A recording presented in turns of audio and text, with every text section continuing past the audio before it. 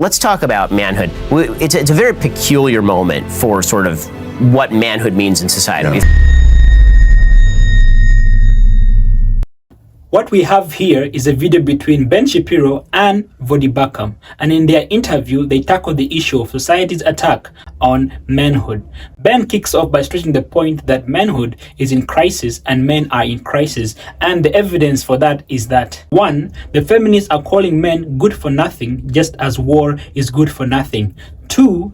Due to that, men have counter-reacted by putting on hyper-masculinity, which society calls toxic masculinity, where men call themselves men without taking on any responsibilities because they feel they have been robbed. Let's talk about manhood. It's a very peculiar moment for sort of what manhood means in society. Yeah. We've had full-scale feminist assaults on what men are for. The answer for many feminists is nothing.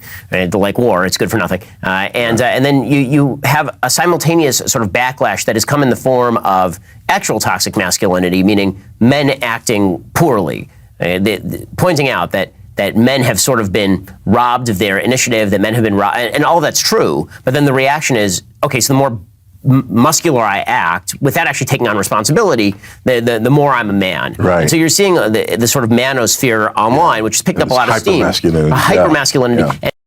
Ben further states that society is getting a lot of the diagnosis of this crisis right, but giving the wrong prescription. Society isn't trying to restore traditional manhood, but rather take advantage of it by encouraging men to go sleep around, live free and wild, experience life to the fullest, and never settle down and never take on any responsibilities of family. Let's take a watch.